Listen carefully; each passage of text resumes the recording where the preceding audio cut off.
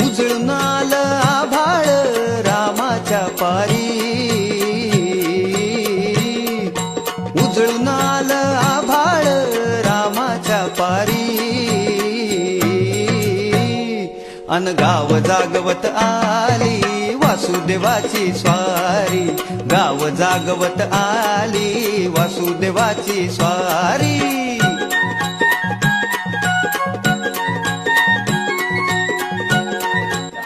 Mummy mummy हे कोण बाबा आहेत? बाळा, हे वासुदेव बाबा आहेत.